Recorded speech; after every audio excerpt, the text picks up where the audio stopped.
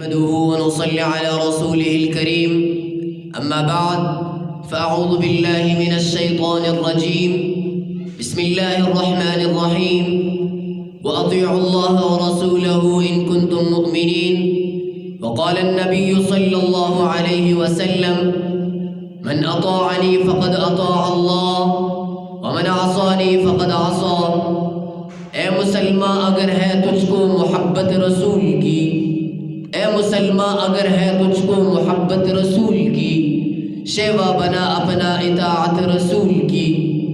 وہ سر کٹے جس میں ہو سودا رسول کا، وہ سر کٹے جس میں ہو سودا رسول کا، وہ دل مٹے نہ جس میں ہو عزت رسول کی۔ محترم اساتذہ اکرام اور طلباء اکرام،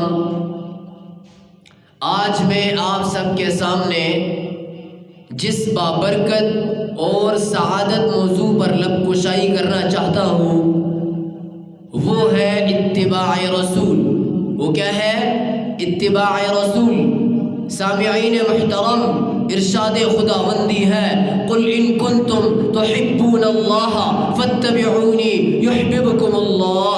اے میرے محبوب پیغمبر، آپ اپنی امت کو بتا دیجئے وہ اگر خدا سے محبت کے دعوے دار ہیں، وہ اگر خدا سے محبت کے دعوے دار ہیں تو میری اتباع کریں، اللہ تمہیں اپنا محبوب بنائے گا۔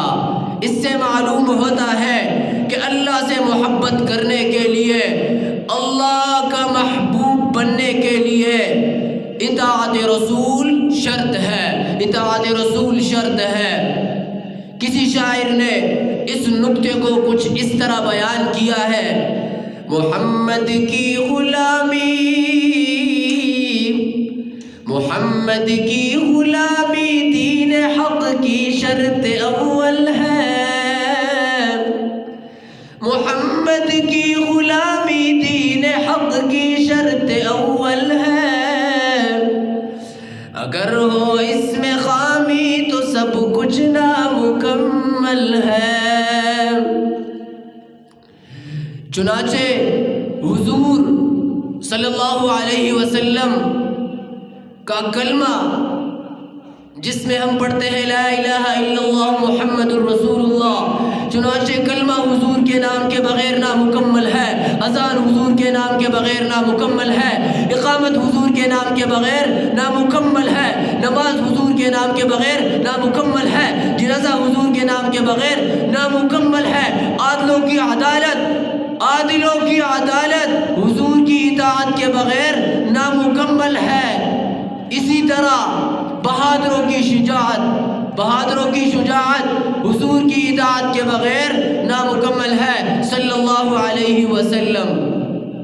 بلکہ میں ایک قدم آگے بڑھ کر کہنا چاہتا ہوں کہ میرا اور آپ کا ایمان اطاعت رسول کے بغیر نامکمل ہے۔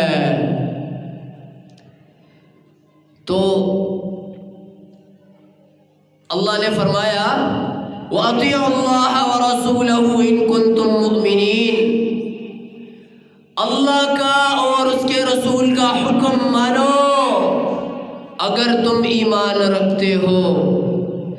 کہ محمد سے وفا تو نے تو ہم تیرے ہیں، کہ محمد سے وفا تو نے تو ہم تیرے ہیں، یہ جہاں چیز ہے کیا لوح و قلم تیرے ہیں، وما علینا الا البلاغ۔